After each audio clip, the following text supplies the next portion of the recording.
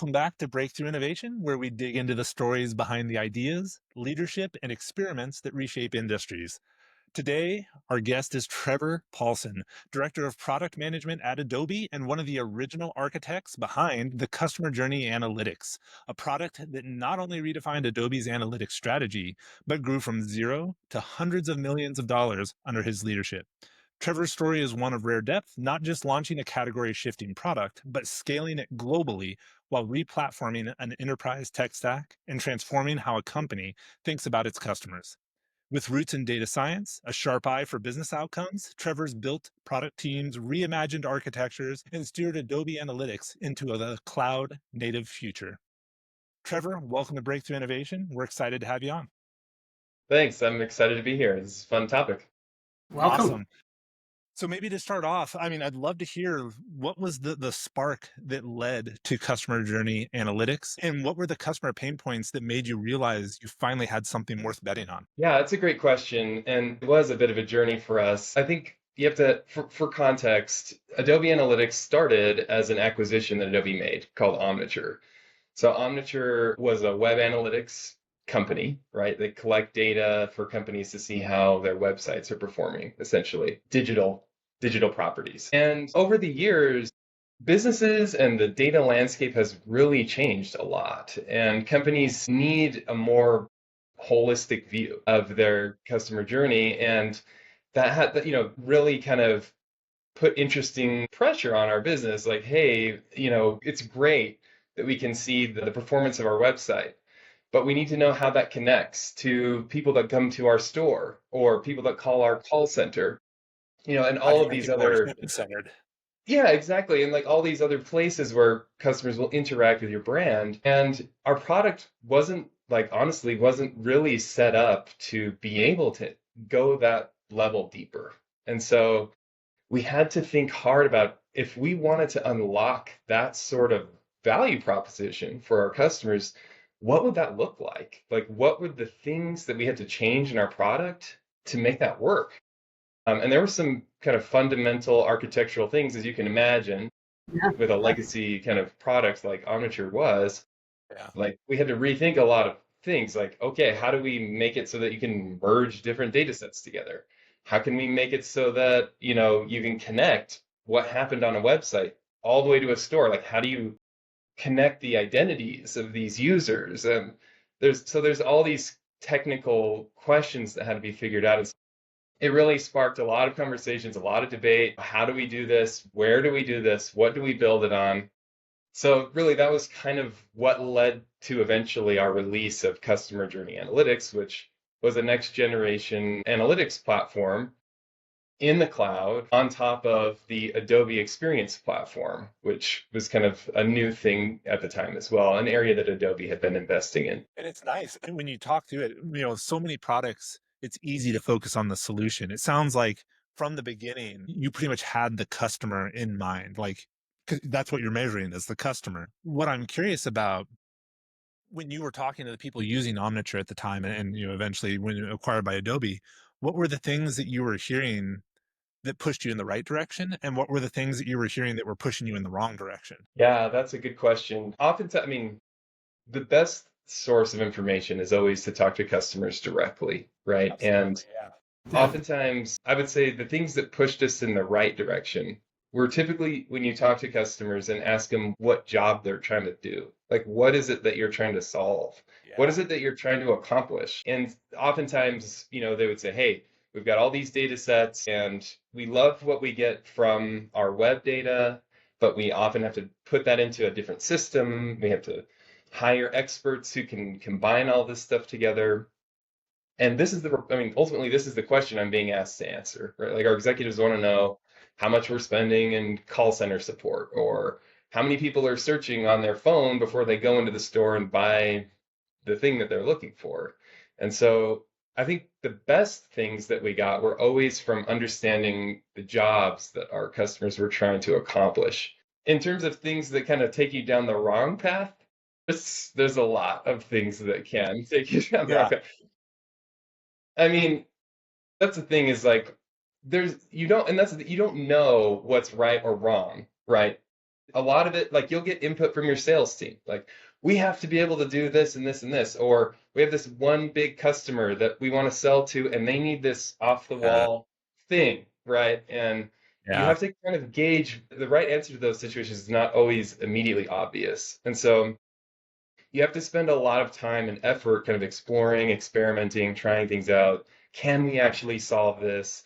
Does this actually meet the customer need? And so oftentimes it's more about the process of discovery, the process of experimentation, trying things, staying in touch with your users and customers to really get to the bottom of, are we on the right path or not? I think that pokes at something that I commonly see in product owners or product managers is that they often ask the question, can we do it, but not should we do it? Sure, we can do this. It would not be that hard. It'll only take development a couple of weeks or a couple of months. We can do that. But should we actually? Is this complicating the service? Is it actually driving people to best practices? All that kind of stuff. I think that's what makes the life of a product owner or product manager tough, because it's not a clear answer to your point. Let's go. Let's try it out. Let's figure it out.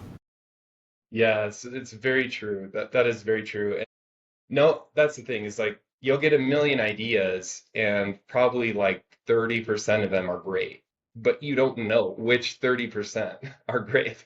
Like you can't make that prediction. And so it's, to me, it's much more about the process of quickly and iteratively figuring those things out. Like if you can't try something and fail, or quickly experiment with an idea to see if it's actually doing what you want, you're going to have a really slow go of figuring out what the valuable 30% is versus the not valuable 30%.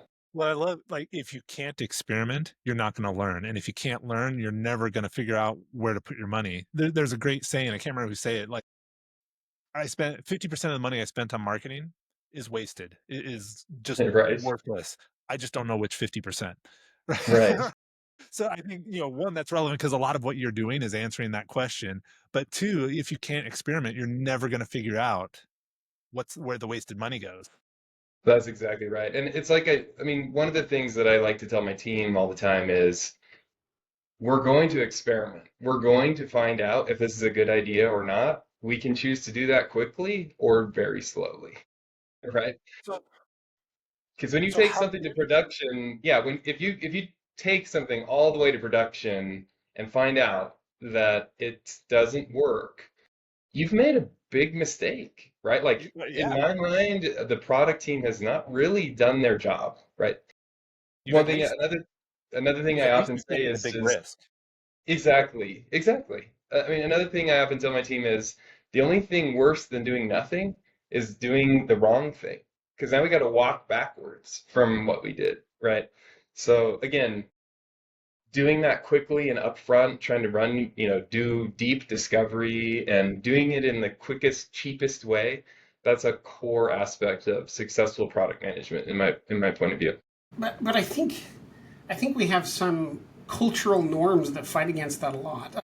I remember it's been a couple of years ago. I was in a meeting with a chief strategy officer, and and she completely did not agree with the strategy that somebody had come up with. And in the meeting, she told everybody, as a strategist, if your strategy needs to be changed down the road, you should feel sick to your stomach that you didn't get it right the first time. And like this whole shaming attitude about you have to get it right the first time. And I think that that's still pretty prevalent in business. And there's this pressure to just get it right the first time instead of, as you're describing, Trevor, is experiment. Like you're not going to get it right the first time. Even the best aren't going to get it right the first time. Yeah, I mean, that's true too. I think, and to me, there's a difference between big S strategy and like little s strategy. When we think about big S strategy, the way well, this is I mean, there's a million people that have different thoughts on this, but my personal opinion is that you've got to really hone in on the customer problem you want to go after. Fall in love with the problem. What is it that you're trying to solve and make easier for some set of people in the world? That to me is kind of the big S strategy. And that is something you should be really sticky with. Don't Yeah. compromise on like the big S strategy problem, right? And that to me is like, yeah, you should kind of be persistent with that one.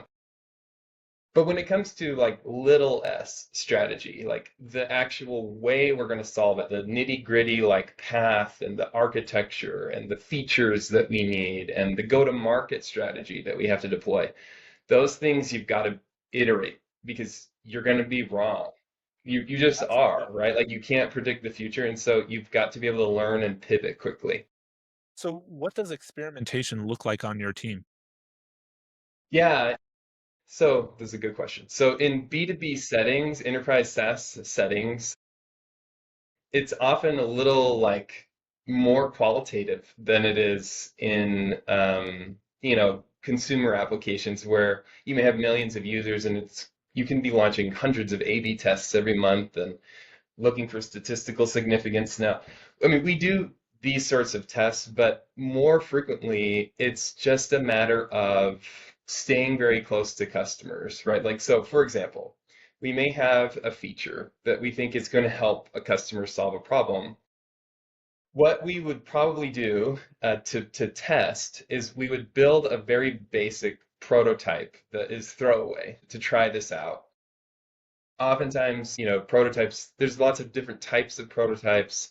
There's even just fake ones that are mocks, or there might be live data prototypes. In the data space, we find that oftentimes it's best to allow a customer to use their own data because you get better feedback. But anyway, it's all throwaway, and you basically go out to a dozen different customers and have them try this out and watch them use it. And without helping them, now this is kind of the craft and practice of product management, without telling them what to do, you just observe and let them struggle and see did they get did they get what you expected out of this? Right. Or did it not work, right? Did they not like, and there's usability risk, there's value risk, like, is this actually valuable to a customer? There's also feasibility risk, like, could we build this even? And Yeah. these types of prototypes and early experiments are there to help you figure out if you can mitigate these risks. Like, is this actually going to work? Does knowing that the prototypes are throwaway, does that make it easier to take the feedback in and adjust to it? Or like, how does it affect your ability to give Absolutely, feedback? absolutely. And the folks who work on those things are often different than the folks who like take something all the way to production. You don't have to worry as much about a lot of stuff, right? Like, I mean, we always have to worry about security, privacy, that even in a Yeah, prototype, yeah. that's stuff you can't avoid. Long, like scalability, like who cares? We're going to try this for a couple of customers first, right? Just, yeah, there's lots of things that I think help. And we have dedicated team members. They do this full time. All they do is build prototypes that we can throw away. That's been a big help. Also, setting expectations up front, having, hey, we're going to build something to see if it works, right? Like, and reporting back to your executives, like, this didn't work, or this might not work, or this has the potential to be nothing at all. Those are the sort of conversations you want to get used to having with leadership and with the people that are going to be working on it, because yeah, it is a bit of a cultural thing. You're right. It's a lot easier to hear your baby is ugly if you were going to throw it away anyways. That's Exactly. probably the worst possible way to say that. I will say, Yeah, Trevor, but we, it's we true. we do have to start moving towards the wrap up. And I'm really curious, since given your experience, what is your advice for product managers who are looking to build something ambitious, high impact, and they're inside these larger companies? Yeah, building a successful product inside of a large company has a lot of differences from building a successful company outside of a large company. The number one piece of advice, though, that I would give to someone wanting to do that is learn to work on your empathy skills, right? Have empathy for your user. Have empathy for the other people in your company that are doing other things that you need to influence, right? Have empathy for your engineering team who's being asked to work on a billion things. Have empathy for your executives who are trying to juggle all of these random customer requests. The more that you put yourself in other people's shoes, the more people put themselves in your shoes too. And you find that you'll be much more influential. You'll find that you're coming from the right place. And people will get on board with the ideas that you have because they know you're coming from that place of empathy for your customers, for your business, right? So, if nothing else, develop that ability to influence others through empathy. I think that was probably my key advice that I would give. That's great. Love it. Couldn't agree more. So now, if someone is looking to connect with you, Trevor, partner, collaborate, what's the best way for them to get into contact? Yeah, I mean, hit me up on LinkedIn. I'm on Twitter. I'm on Blue Sky, all those social places. I check them all the time. So, feel free to message me on there. I'd be happy to connect. Awesome. Well, Trevor, thank you so much for the time. This was a really great conversation. Honestly, we could have gone another 30, 40 minutes and been fine without running out of things to talk about. For everyone who's listened all the way to the end with us, I'd love to hear your thoughts. Tell us about a time you've been trying to build a product within a large organization. What's your experience been?